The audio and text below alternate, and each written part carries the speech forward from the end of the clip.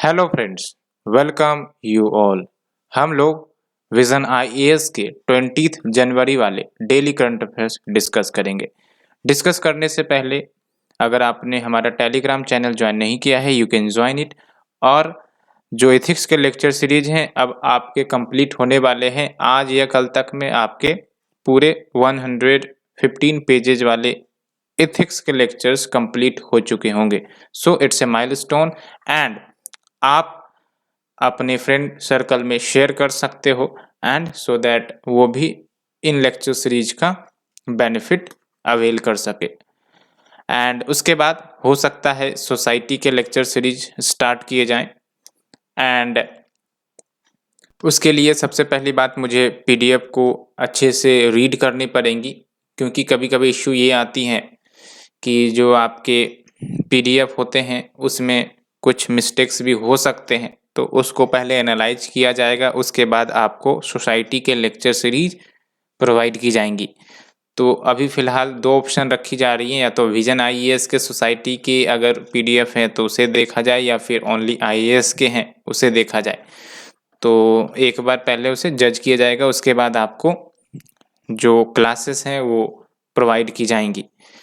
आप अपने राय बता सकते हो कि कौन से इंस्टीट्यूट के पीडीएफ डिस्कस करने चाहिए, सो दैट आपके अनुसार जो एक्शन है वो लिया जा सके।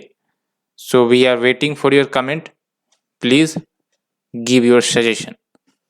तो फ्रेंड्स, आज हमें 6 आर्टिकल डिस्कस करने हैं। Let's move to our first article, product innovation availability of retail finance for small farm machinery to drive mechanization basically. तो कहने का मतलब ये है कि आपको पता है कि इंडिया में approx 86% small and marginal farmers होते हैं। ठीक है, अब ये जो स्मॉल एंड मार्जिनल फार्मर्स होते हैं इनके पास less than 2 hectares of land होती है। अब यहाँ पर बड़े बड़े मशीन्स नहीं लगाए जा सकते, क्योंकि लैंड छोटा होता है और ये बड़े बड़े मशीन्स का कॉस्ट भी ज़्यादा होता है। एंड दैट्स वाई जो मशीन्स है वो एफिशिएंटली ऑपरेट नहीं कर सकेंगी। And hence majority of these farmers ये मैनुअली अपने फील्ड में वर्क करते हैं। तो इनके कारण एक तो प्रोडक्टिविटी जो है एग्रीकल्चरल क्रॉप्स की वो इंश्योर नहीं हो पाती हैं, साथ ही साथ इनपुट कॉस्ट भी ज़्यादा लगता है, जैसे लेबर कॉस्ट की बात कर लो। तो ऐसी स्थिति में सुधार लाने के लिए ही ये आपका प्रोडक्ट इनोवेशन की बात की गई है। साथ ही साथ एक जो रिटेल फाइनेंस की अवेलेबिलिटी का जो दिक्कत इन्हें झेलना पड़ता है, यानी कि बैंकों के पास ये जाते हैं लेकिन फिर भी इन्हें लोन नहीं मिल पाता, बिकॉज कोलेटरल की अभाव के कारण इन्हें लोन नहीं दिया जाता। तो इन सब स्थितियों को ठीक करने के लिए कुछ सजेशन बेसिकली आरबीआई रिपोर्ट के तहत आई हैं। दैट्स वाई उसमें ये सब बातें कही गई हैं। तो let's look at the syllabus first. तो वैसे तो ये एग्रीकल्चर इशू का ब्रॉडर टॉपिक है, आप इसे transport, marketing of agriculture produce and issues related and constraint से लिंक कर सकते हो। ठीक है, तो आप देख सकते हो रिसेंट रिपोर्ट आरबीआई की तरफ से जो पब्लिश हुई उसमें ये बातें कही गई हैं कि हालांकि फार्म मैकेनाइजेशन भारत में बढ़ा है ओवर द ईयर्स, और अगर हम करंट स्टेटस देखें तो अप्रोक्स 40 से 45% फार्म मैकेनाइजेशन अभी हो चुकी है। फार्म मैकेनाइजेशन का मतलब यही हुआ कि जो आपके फार्मर्स हैं वो मशीन्स यूज करते हैं या नहीं करते हैं अपने लैंड के ऊपर। और कुछ मशीन जैसे ये ट्रैक्टर भी है, तो ट्रैक्टर भी एक प्रकार से एग्जांपल है फार्म मैकेनाइजेशन का, but only tractor is not. तो ट्रैक्टर के साथ साथ जैसे हार्वेस्टर्स यूज किया है ना, हैप्पी सीडर मशीन हो गई, लेकिन आपको भी पता है इन सब के कॉस्ट ज़्यादा आते। तो जब इन सब मशीन्स का इस्तेमाल फार्मर्स करने लगते हैं तो इसको हम कहते हैं फार्म मैकेनाइजेशन।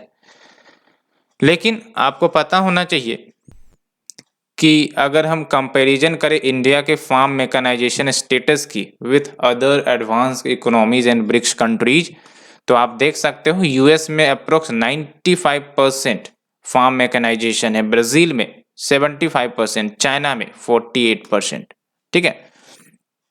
और दूसरी इंपॉर्टेंट बात ये आ रही है कि फार्म मैकेनाइजेशन में तो बहुत सारे मशीन्स आ जाते हैं, लेकिन भारत में फार्म मैकेनाइजेशन को रिलेट कर दिया जाता है ट्रैक्टराइजेशन से। यानी कि अप्रोक्स आप देखते होंगे हर एक फार्मर्स के पास ट्रैक्टर होती है। तो ट्रैक्टर डज नॉट मीन कि farm mechanization. Farm mechanization is an umbrella term, इसमें बहुत सारे मशीन्स आते हैं। ठीक है। तो ये दो इश्यू हमने देखा। और आरबीआई रिपोर्ट के अनुसार फार्म मैकेनाइजेशन का पोटेंशियल ये है कि एग्रीकल्चरल प्रोडक्टिविटी को अप्रोक्स 30% से बढ़ा सकता है। तो आप समझ सकते हैं एग्रीकल्चरल प्रोडक्टिविटी को 30% से बढ़ा देने का मतलब फार्मर्स के इनकम में इजाफा तो होगा ही होगा। दूसरी इंपॉर्टेंट बात, इनपुट कॉस्ट रिड्यूस हो जाएंगे 20% से। कैसे? बिकॉज आपको भी पता है कि मशीन्स जो है वो लेबर कॉस्ट को जनरली सेफगार्ड कर सकती हैं। दूसरी इंपॉर्टेंट बात, टाइम को भी बचत किया जा सकता है। तो जो टाइम बचेंगे हो सकता है वो एनिमल हस्बेंड्री के लिए डेडिकेट कर दिया जाए। साथ ही साथ ये जो आपका एडिशनल कॉस्ट इनको लगता है जिसके तहत वो लेबर को एडिशनल पैसे इन्हें देने पड़ते हैं, तो उन सब का बचत होगा। जैसे फॉर एग्जांपल जैसे शुगर केन की खेती की जाती है तो इसमें काफ़ी ज़्यादा लेबर की दरकार होती है, चाहे वो प्लांटिंग की बात करें चाहे वो आपका हार्वेस्टिंग की बात करें। तो मशीन्स का इस्तेमाल करने के बाद हो सकता है कि लेबर कॉस्ट में कमी आए और ऐसे में इनकी जो इनपुट कॉस्ट है वो भी बचत होगी। और बताया जा रहा है कि 20% से इनपुट कॉस्ट की बचत हो सकती है। और जैसा कि मैंने आपको बताया, it also reduces the time required to complete the farm operation and shortens the drudgery associated with the agricultural labour. तो टाइम तो बचत करती ही करती है। और मैंने आपको बताया ये टाइम बचत होगा तो हो सकता है वो एडिशनल वर्क में इंगेज हो सकते हैं, जैसे एनिमल हस्बेंड्री में इंगेज हो सकते हैं और ऐसे में एडिशनल इनकम उन्हें आ सकता है। तो क्या सजेशन दी गई है to enhance the farm mechanization? तो पहली बात तो भाई साहब प्रोडक्ट इनोवेशन करो, यानी कि ऐसे प्रोडक्ट या मशीन्स बनाओ जो इंडिया स्पेसिफिक हो और अफोर्डेबल हो। जैसे for example small farm machinery जो स्मॉल फार्मर्स के लिए सुटेबल हो, बिकॉज मैंने आपको कहा है कि about 70% of Indian farmers are small and marginal, हालांकि 86% है आपका small and marginal which owns less than 2 hectares of land. तो एक तो प्रोडक्ट इनोवेशन की बात की गई है, दूसरी बात यह है रिटेल फाइनेंसिंग की। रिटेल फाइनेंसिंग कहने का मतलब ये है कि जनरली बैंक जो है वो लोन देने से कतराते हैं फार्मर्स को। बोला जाता है कोलेट्रल की अभाव है आपके कारण आपके पास, इसलिए लोन नहीं दे सकते। तो ऐसी बहुत सारी इश्यू आती है जिसके कारण उन्हें मनी लेंडर के पास जाना पड़ता है। ठीक है। तो रिटेल फाइनेंसिंग को प्रमोट किया जाए, स्पेसिफिक टारगेट बैंकों को दिया जाए नाबार्ड के द्वारा, सो दैट ये जो बैंक से स्मॉल फार्म मशीनरी के लिए लोन प्रोवाइड कर सके। नॉट द ट्रैक्टर्स तो इनके पास है ही है, लेकिन हमें फार्म मैकेनाइजेशन को प्रमोट करना है, तो अन्य जो फार्म मशीनरी है उनको कहीं ना कहीं फार्मर्स के हाथों में दिलवानी है, सो दैट वो उन मशीन्स का इस्तेमाल करके टाइम इनपुट कॉस्ट का बचत कर सके। तो ये बातें निकल कर आती हैं। Next is your target fix किया जाए under the priority sector lending, so that incentivize हो सके स्मॉल फार्म इक्विपमेंट का अदर देन ट्रैक्टर्स। कहने का मतलब ये है प्रायोरिटी सेक्टर लैंडिंग आपको पता है, इसके तहत जो बैंक्स होते हैं उनको एक प्रकार से टारगेट दिया जाता है कि जो भी आप लोन डिसबर्स करोगे उसका 40% प्रायोरिटी सेक्टर लैंडिंग जैसे स्मॉल फार्मर्स या फिर आपके एमएसएमईज इन सब के पास जाने चाहिए। तो ये बातें की गई हैं कि स्मॉल फार्म इक्विपमेंट्स के लिए भी कहीं ना कहीं टारगेट फिक्स किए जाए under the priority sector lending, so that incentivize हो सके farmers to buy these equipments. And government sub mission on agriculture mechanization भी रन कर रही है। इसका बेसिक ऑब्जेक्टिव यही है कि जो स्मॉल एंड मार्जिनल फार्मर्स हैं उनके पास फार्म मैकेनाइजेशन की सुविधा उपलब्ध हो सके एंड टू द रीजन्स जहां पर फार्म पावर लो है। फार्म पावर लो होने का मतलब ये है कि जहाँ पर लेबर्स की कमी आती है तो वहाँ पर मशीन्स की अवेलेबिलिटी बढ़ाई जा सके। तो ये है, आपको याद रखना है। सो फ्रेंड्स, हमने आर्टिकल नंबर 1 डिटेल से डिस्कस किया। Let's move to the second article. Account aggregators are ready to widen Indian access to credit. अब ये अकाउंट एग्रीगेटर क्या है, कौन है ये, इसके बारे में डिस्कस करेंगे। लेकिन सबसे पहली बात सिलेबस की तरफ ध्यान आकर्षित करते हैं। तो आप देख सकते हो Indian economy and issues related to planning mobilization of resources, इसके अंतर्गत आ जाएगा बैंकिंग रिलेटेड, इसमें आपका कवर हो जाएगा। तो एक तो आपके पास पता है कि पीएम जन धन योजना चलाई जा रही है। क्या ऑब्जेक्टिव है पीएम जन धन योजना का? तो बेसिकली ये नेशनल मिशन है फाइनेंशियल इंक्लूजन के लिए। हर एक हाउस होल्ड का अकाउंट हो, हर एक इंडिविजुअल का अकाउंट हो, और अकाउंट ओपनिंग का मकसद यही है कि फाइनेंशियल इंक्लूजन हो सके। अगर उन्हें लोन लेना हो तो वो बैंकों से ले सके, अगर डायरेक्ट बेनिफिट ट्रांसफर के माध्यम से पैसे ट्रांसफर होनी हो तो इन्हीं के अकाउंट में हो सके, बिचौलियों का एक प्रकार से रोल हटाया जा सके, है ना। तो ये बेसिक ऑब्जेक्टिव है पीएमजेडीवाई का, फाइनेंशियल इंक्लूजन। और ये क्या करता है? Universal access to the banking facilities. आप देख सकते हो जब से ये पीएमजेडीवाई लॉन्च हुई है, अच्छा खासा संख्या में अकाउंट खुला है। एंड इसका बेसिक ऑब्जेक्टिव मैंने बताया, एटलीस्ट एवरी हाउस होल्ड के घर में एक बेसिक बैंकिंग अकाउंट तो हो ही हो, फाइनेंशियल लिटरेसी हो, क्रेडिट को इजीली एक्सेस करवाया जा सके, इंश्योरेंस पेंशन फैसिलिटीज भी प्रोवाइड की जा सके, तभी तो ये फाइनेंशियल इंक्लूजन होगा। फाइनेंशियल इंक्लूजन मतलब ये है कि कोई भी फाइनेंशियल सर्विसेज अगर गवर्नमेंट की तरफ से ऑफर की जा रही है तो फिर वो इन सबों के द्वारा अवेल किया जा सके। ऐसा नहीं कि हमें इंटरमीडिएटरी की रिक्वायर्ड हो, है ना। जैसे हमें लोन लेना है तो हमें मनी लेंडर के पास न जाकर हमें बैंकों के पास जाना है, तो वो तभी संभव होगा जब हमारे पास बैंक अकाउंट होंगे, ठीक है। तो ये बातें निकल कर आती है। तो ये हमने बेसिक बात किया पीएमजेडीवाई का। तो ये जो आपका अकाउंट एग्रीगेटर नेटवर्क है, ये जो कंसेप्ट है बेसिकली ये कंप्लीमेंट करेगा पीएम जन धन योजना को, और उसके लिए इंडिया ने अकाउंट एग्रीगेटर नेटवर्क को अनवेल किया है, सो दैट जो भी चैलेंजेस निकल कर आते हैं माइक्रो क्रेडिट को एसेस करने के लिए for the individuals as well as the micro small and medium enterprises, उस चैलेंजेस को ओवरकम किया जा सके। क्या चैलेंजेज आते हैं? सबसे पहली बात तो यही कि चैलेंजेज ये आते हैं कि जो इंडिविजुअल्स या एमएसएमई होते हैं उनको बैंकों से लोन लेने में काफी ज्यादा दिक्कतें होती हैं। क्या दिक्कतें होती हैं? कि भाई साहब इनको कोलेट्रल की जरूरत बैंकों को पड़ती है to give the loan, but इनके पास उतनी वैलिडेबल कोलेट्रल नहीं मिल पाती, और इस ग्राउंड के आधार पर बैंक जो है इन्हें लोन देने से इनकार कर देता है। और माइक्रो क्रेडिट का मतलब यही हुआ कि छोटे मोटे अमाउंट में क्रेडिट दिए जाते हैं। ऐसा नहीं कि बिग अमाउंट के क्रेडिट होते हैं, माइक्रो क्रेडिट है, लेकिन इसको भी एसेस करने में इंडिविजुअल्स या फिर एमएसएमई को दिक्कतें होती है।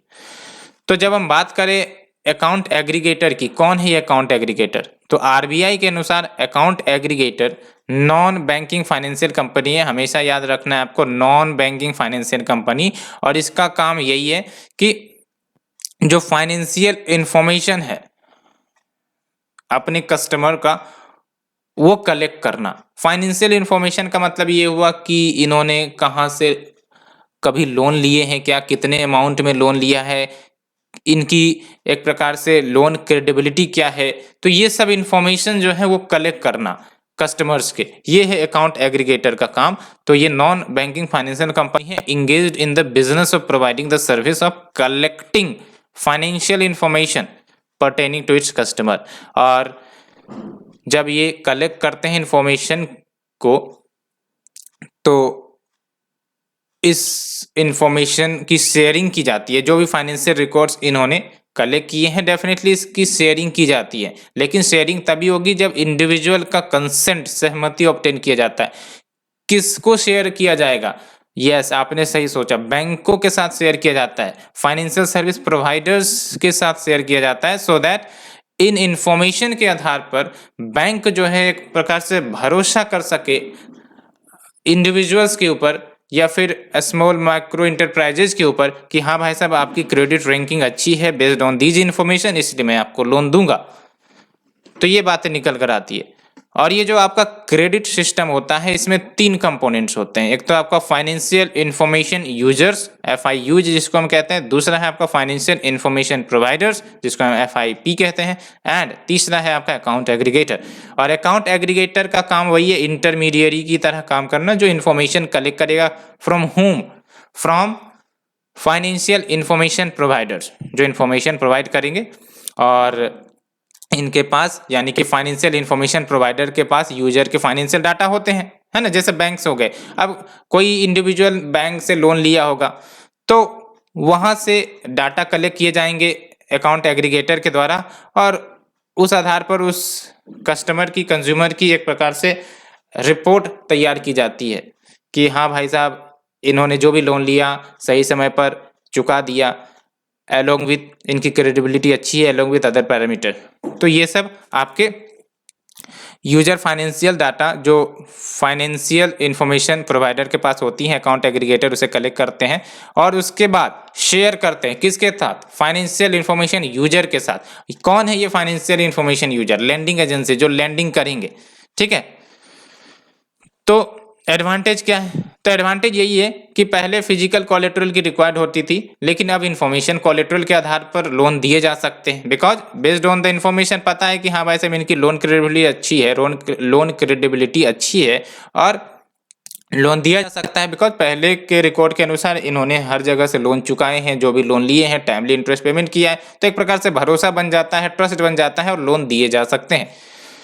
दूसरा बेनिफिट यही होगा, it will be unlocking the accessibility to the affordable credit. तो अफोर्डेबल क्रेडिट मिल सकेंगी अगर आपकी क्रेडिट जो स्टेटस से अच्छी है, तो जाहिर सी बात है हो सकता है आपको कम इंटरेस्ट रेट पर लोन प्रोवाइड कर दिए जाएं।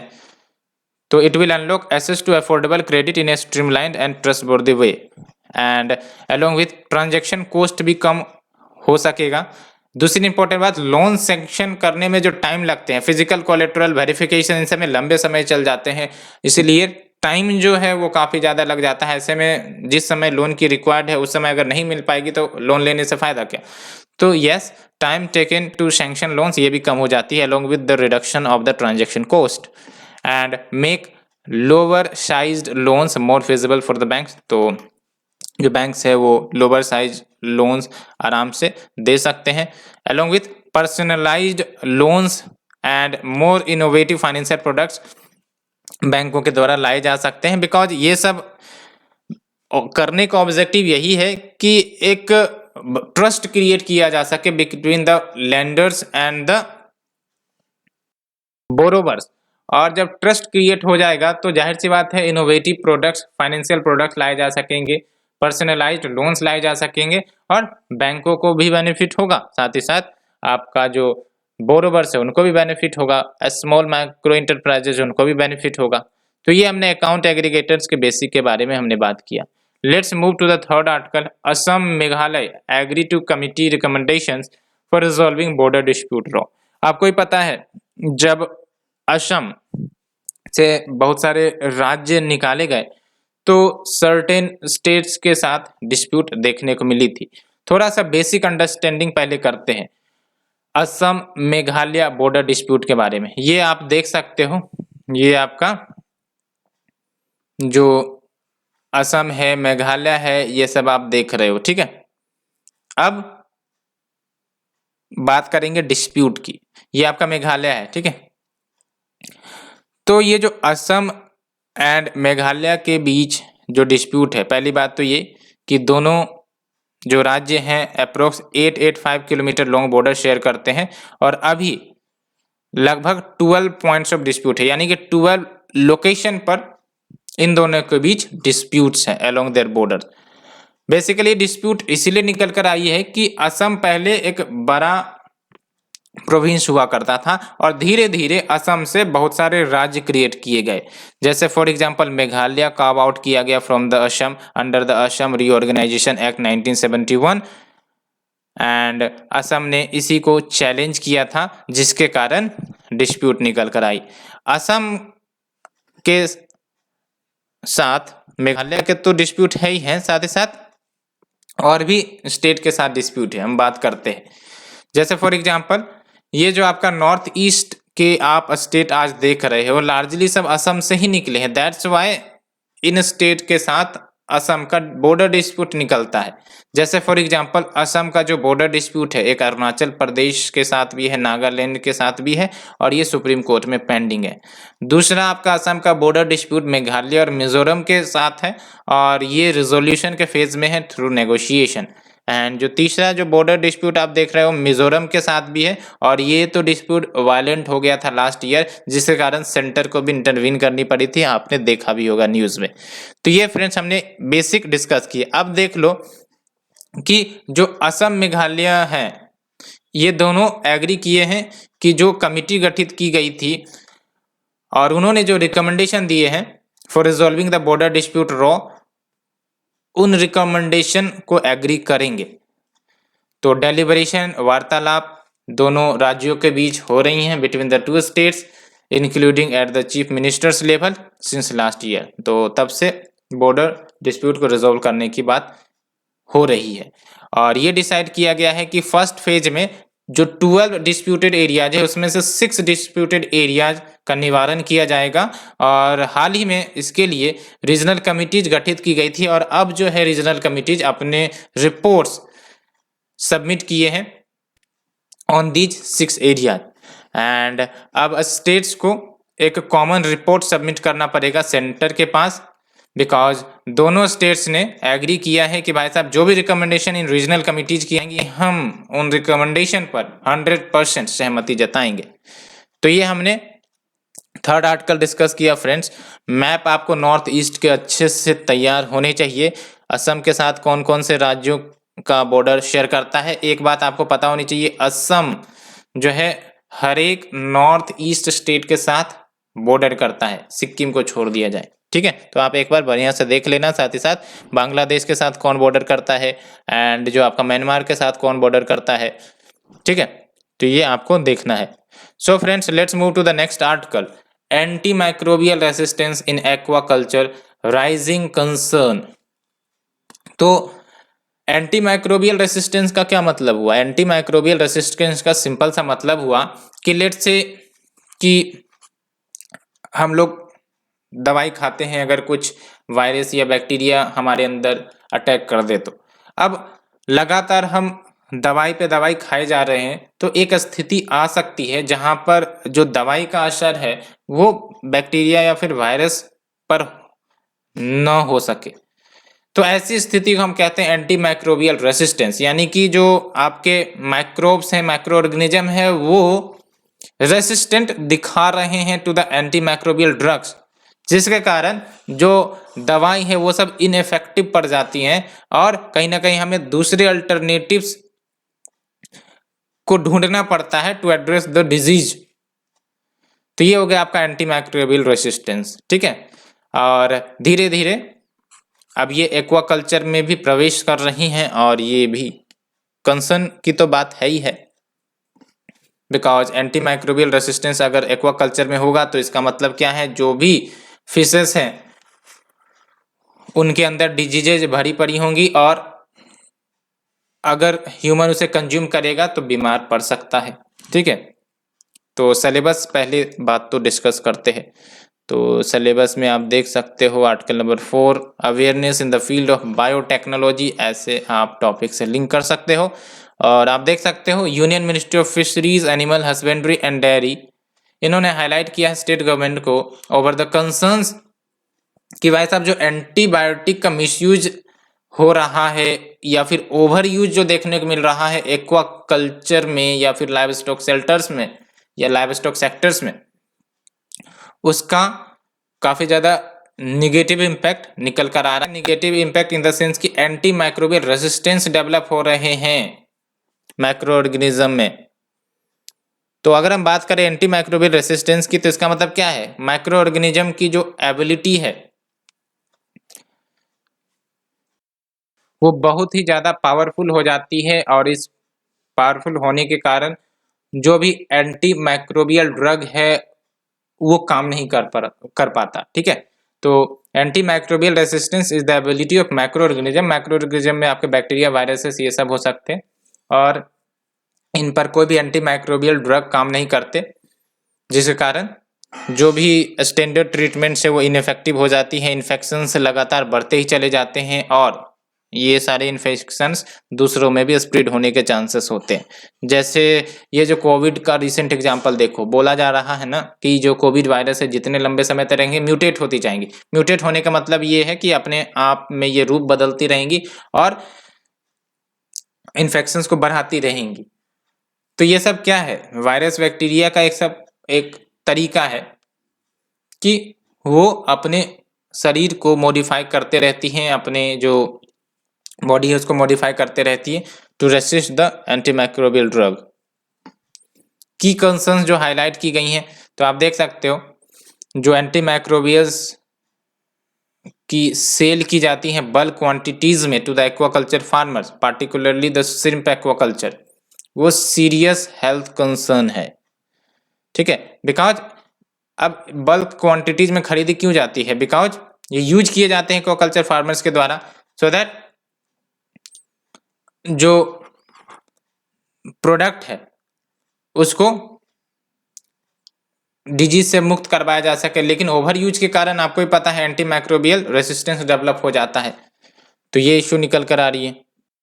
Shrimp aquaculture basically way of aqua farming है ना, एक्वा फार्मिंग का तरीका है और इन सब में एंटी माइक्रोबियल्स का काफ़ी ज़्यादा प्रयोग होता है और इसके कारण सीरियस हेल्थ कंसर्न्स निकल कर तो आएंगे ही आएंगे। दूसरी इंपॉर्टेंट बात, एक्सपोर्ट इश्यूज भी आ जाएंगे, हमारी एक्सपोर्ट प्रभावित हो जाएंगे बिकॉज ये लगातार एंटीबायोटिक डिटेक्शन अगर इन एक्वाकल्चर प्रोडक्ट्स में डिटेक्ट होंगे तो जो वेरियस नेशंस है वो इंपोर्ट करने से मना कर देंगे, क्वालिटी एक प्रकार से कंसर्न्स रेज करके वो एक्सपोर्ट होने नहीं देंगे, तो एक्सपोर्ट इश्यूज भी निकल कर आएंगे। और ऐसा इंस्टेंसेस भी आया है कि जो श्रिम्प कंसाइनमेंट्स है वो रिजेक्ट किए गए हैं from India because of the antibiotic detection. And the third concern is कि जो कैटल ट्रीटमेंट यानी कि जो कैटल्स है उनकी जो ट्रीटमेंट की जाती है वो मोस्टली क्वैक्स के द्वारा किए जाते हैं, यानी कि वैसे व्यक्ति जिनको काफ़ी मिनिमम या फिर फॉर्मल ट्रेनिंग नहीं होती है to deal with the issue, इसके कारण फ्रीक्वेंट मिसयूज हो जाते हैं एंटीबायोटिक के। जैसे फॉर एग्जांपल कि कोई बीमारी किसी कैटल को पकड़ी, अब जिसके पास फॉर्मल ट्रेनिंग नहीं होगी, लिटिल ट्रेनिंग होगी, तो वो क्या करेंगे, हो सकता है लगातार कोई डिफरेंट ड्रग ऑफर कर दे इस कैटल को या फिर लार्ज क्वांटिटी में दे दे, तो इन सब के कारण भी आपका एंटीमाइक्रोबियल रेसिस्टेंस डेवलप हो जाती है। तो ये की कंसर्न्स है। स्टेप्स क्या ली गई हैं इंडिया के द्वारा to curb the antimicrobial resistance, तो national programme on AMR 2012 and AMR surveillance network 2013, red line campaign on antibiotics 2016, national action plan on AMR 2017, ये सब आप याद रख सकते हो मेंस के लिए। National programme on AMR 2012, AMR surveillance, ये सब है। और यहाँ पर आप देख सकते हो हाल ही में एक एनालिसिस यूनिवर्सिटी ऑफ ऑक्सफोर्ड के द्वारा किया गया, इसमें ये देखने को मिला है कि जो एंटीमाइक्रोबियल रेसिस्टेंस है उसके कारण, एंटीमाइक्रोबियल रेसिस्टेंस के कारण लगभग 1.27 मिलियन डेथ वर्ल्ड वाइड देखने को मिली है। और ये कह सकते हो कि it is associated with an estimate 4.95 million deaths in 2019, तो 2019 में आप देख सकते हो 4.95 मिलियन डेथ। एंड अब कहीं ना कहीं जो एंटीमाइक्रोबियल रेसिस्टेंस के कारण जो डेथ हो रहे हैं वो leading cause of death worldwide बन गए हैं, जो HIV या फिर मलेरिया के कारण हो रहे डेथ को भी पछाड़ दिया है, पीछे छोड़ दिया है। आप समझ सकते हो कितनी बड़ी कंसर्न है। ठीक है, तो ये रिपोर्ट आप याद रख सकते हो। एंड ये बातें हो गई और आपको पता है यहाँ पर आप एक समझ सकते हो हमारी जो बॉडी है वो काउंटलेस माइक्रोब्स का घर है, बहुत सारे माइक्रोब्स रहते हैं हमारे बॉडी में। अब जो है कुछ माइक्रोब्स वो रेसिस्टेंस हो सकते हैं एंटीबायोटिक्स के, जैसे ब्लू कलर में ये एंटीबायोटिक के रेसिस्टेंस है। ठीक है, अब एंटीबायोटिक क्या करेगा, बैक्टीरिया को किल कर देगा, तो ये सब जो है ये सब देख सकते हो, ये सब जो है इसको किल कर दिया। एक जो है जो रेसिस्टेंट था उसको किल नहीं किया। अब ये जो एंटीबायोटिक रेसिस्टेंट बैक्टीरिया है अब ग्रो करने लगेंगे, देख सकते हो ये कैसे कैसे ग्रो कर रही हैं और जो शरीर को एक प्रकार से टेक ओवर करने लगेंगी। और कुछ बैक्टीरिया हो सकता है जो एंटीबायोटिक रेसिस्टेंस है जो उसमें है वो दूसरे को भी ट्रांसफर कर दे। तो एक तो पहले से थी अब ये ही एंटी माइक्रोबिक क्वालिटी दूसरे बैक्टीरिया में ट्रांसफर कर देगी। तो ऐसे में कोई भी ड्रग्स काम नहीं करेगा, कोई भी दवाई काम नहीं करेगी और हेल्थ कंसर्न्स निकल कर आएंगे, है ना, ट्रीटमेंट इनइफेक्टिव हो जाएगी। तो ये हमने डिस्कस किया friends. Let's move to the next article. Power secretary reviews status of biomass utilization in thermal power plants in the country. तो पावर सेक्रेटरी ने बायोमास यूटिलाइजेशन के स्टेटस को रिव्यू किया है in the thermal power plants in the country. हम देखेंगे, सबसे पहले सिलेबस की तरफ जाते हैं। इंफ्रास्ट्रक्चर एनर्जी में आपका ये आएगा, ठीक है। तो पावर सेक्रेटरी ने चेयर किया है meeting of the steering committee for Samarth. Samarth is basically national mission on use of biomass in coal based thermal power plants. तो इसकी मीटिंग को चेयर किया और रिव्यू किए है। तो बेसिकली ये बात निकल कर आती है कि पिछले साल मिनिस्ट्री ऑफ पावर ने मैंडेट किया था कि जो भी थर्मल पावर प्लांट्स हैं हमारे देश में उनको बायोमास को फायरिंग के लेवल को बढ़ाना होगा। फिलहाल तो 5% है, उसको और ज़्यादा बढ़ाने की ज़रूरत है so that larger share carbon neutral power generation का हो सके from the thermal power plant. तो कहने का मतलब ये है कि अभी फिलहाल थर्मल पावर प्लांट्स में जनरली कोल सबसे ज़्यादा इस्तेमाल किए जाते हैं फॉर एनर्जी जनरेशन, लेकिन जो बायोमास है उसका भी इस्तेमाल हो सो दैट वो भी एक प्रकार से इनपुट की तरह कार्य करे for the generation of energy in the thermal power plants. तो बेनिफिट क्या होती है बायोमास का जब हम इस्तेमाल करेंगे? तो देखो, बायोमास जो होते हैं वो ऑर्गेनिक मैटर होते हैं। ऑर्गेनिक मैटर यानी कि जब ये बायोमास जो कि पेड़ पौधे से ही आते हैं, जब ये तैयार हो रहे होते हैं तो कार्बन डाइऑक्साइड इन्होंने अब्जॉर्ब किया होता है और जब इनको जलाया जाएगा थर्मल पावर प्लांट्स में तो वही कार्बन डाइऑक्साइड रिलीज होंगे। तो जितना अब्जॉर्ब किया गया था उतना इन्होंने रिलीज कर दिया था, एक प्रकार से न्यूट्रलिटी अचीव हो गई। तो कोई एडिशन नहीं हुआ कार्बन डाइऑक्साइड का इनटू द एटमॉस्फेयर। तो ये टेक्निक है, इसीलिए बोला जाता है कि बायोमास के यूजेज को बढ़ाओ। कहां पर? थर्मल पावर प्लांट्स में। और बायोमास को फायरिंग का क्या मतलब होता है कि भाई साहब हम बायोमास ऐड करते हैं as a partial substitute fuel, है ना, कि कोल के जगह पर हम बायोमास थोड़े ही मात्रा में लेकिन इस्तेमाल कर रहे हैं in high efficiency coal boilers to generate the energy.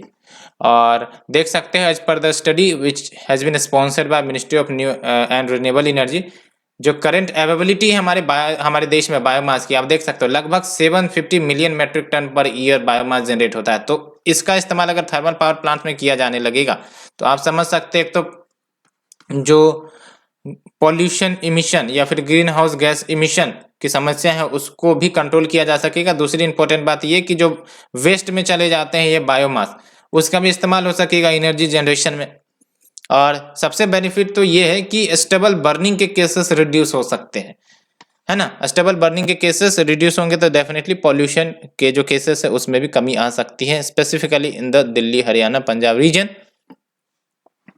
And 3 different concept को फायरिंग बायोमास के बताए जाते हैं इन द को बॉयलर्स, यानी कि जो बायोमास की फायरिंग होती है, जलाई जाती है, उसको 3 तरीके से आपका कोल बॉयलर्स में यूज किया जा सकता है। एक तो आपका डायरेक्ट को फायरिंग। डायरेक्ट को फायरिंग में क्या होगा, जो बायोमास है और कोल है दोनों को एक साथ सेम फर्नेस में जलाए जाते हैं। दूसरा है आपका इनडायरेक्ट को फायरिंग।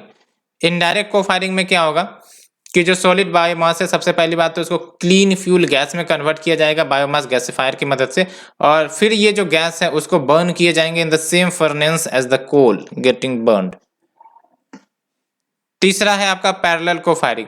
पैरेलल को फायरिंग में क्या होता है कि इसमें हम सेपरेट बायोमास बॉयलर को इंस्टॉल करते हैं और यहाँ पर सिर्फ और सिर्फ बायोमास को ही जलाया जाता है, और जो एडिशनल कन्वेंशनल बॉयलर होते हैं जिसमें कोल को बर्न किए जाते हैं वो तो होती है, यानी कि सेपरेट बॉयलर एक प्रकार से किए जाते हैं।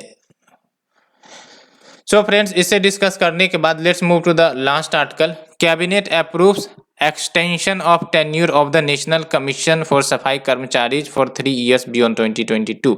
तो अभी 3 साल के लिए एक प्रकार से टेन्यूर एक्सटेंशन किया गया है नेशनल कमीशन फॉर सफाई कर्मचारी का। तो हम देखेंगे सिलेबस की तरफ ध्यान देते पहले। तो आर्टिकल नंबर 6 आपका कवर होगा welfare schemes for vulnerable section of the population by the centre and the states and the performance of these scheme. तो देख सकते हैं ये जो आपका नेशनल कमीशन फॉर सफाई कर्मचारी है, इसको 1993 में, याद रखना रिसेंटली नहीं, 1993 में स्टेब्लिश किया गया था। और ये जो है आपके नेशनल कमीशन फॉर सफाई कर्मचारी एक्ट 1993 के प्रोविजन के अंतर्गत स्टेब्लिश किया गया है। और शुरुआत में सिर्फ और सिर्फ इसे स्टेब्लिश किया गया था up to the period of 31 March 1997 तक के लिए। तो 1993 में स्टेब्लिश किया गया था and up to the period of 1997। लेकिन बाद में इस एक्ट की वैलिडिटी लगातार एक्सटेंड की गई, 2004 किया गया। लेकिन 2004 के बाद जो टेन्यूर है नेशनल कमीशन फॉर सफाई कर्मचारी का, उसको एक्सटेंड किया गया, बट नॉन स्टेट्यूटरी बॉडी के रूप में, है ना, नॉन स्टेट्यूटरी बॉडी के रूप में from time to time resolution pass कर करके, ठीक है। एंड आज आप देख सकते हो जो टेन्यूर है प्रेजेंट कमीशन का, वो 31 मार्च 2022 तक का था। तो आने वाले समय में इसकी टेन्यूर तो खत्म होने वाली थी, अब इसको फिर से एक्सटेंड कर दिया गया है 3 सालों के लिए। तो अगर हम बात करें रोल क्या है नेशनल कमीशन फॉर सफाई कर्मचारी का, तो एक प्रकार से रिकमेंडेशन सजेशन देना गवर्नमेंट को कि भाई साहब क्या स्पेसिफिक प्रोग्राम चलाया जाए for the welfare of the Safai Karamchari. And साथ ही साथ provision of employment as manual scavengers and rehabilitation act 2013 के इम्प्लीमेंटेशन को मॉनिटर करना, ये इंपॉर्टेंट है प्रीलिम्स के लिए, ठीक है। Monitor the implementation of prohibition of employment as manual scavengers and their rehabilitation act 2013। And next is your inquiry into the complaints regarding contravention of the act, यानी कि अगर कोई एक्ट का वायलेशन होता है तो जो कंप्लेंट्स आएंगे उसको इंक्वायरी भी करेगा। सिग्निफिकेंस क्या है एक्सटेंशन का, तो पहली बात तो गवर्नमेंट ने वेरियस स्टेप्स लिए हैं for the upliftment of the Safai कर्मचारी, लेकिन कहीं ना कहीं अभी भी डेप्रिविएशन सफ़र किए जाते हैं bye them socio economic educational terms में, और ये कहीं ना कहीं एलिमिनेट नहीं हो सकी है।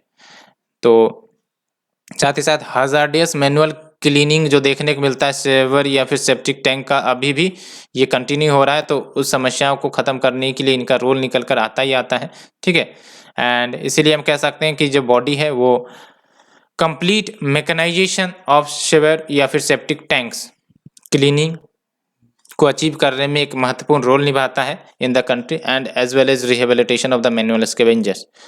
एंड मैनुअल स्कैवेंजरिंग का मतलब तो आपको पता है, इसके तहत मैनुअल क्लीनिंग या फिर डिस्पोजिंग या फिर हैंडलिंग की जाती है ह्यूमन एक्सक्रीटे का in any manner from dry latrines and सेवर्स।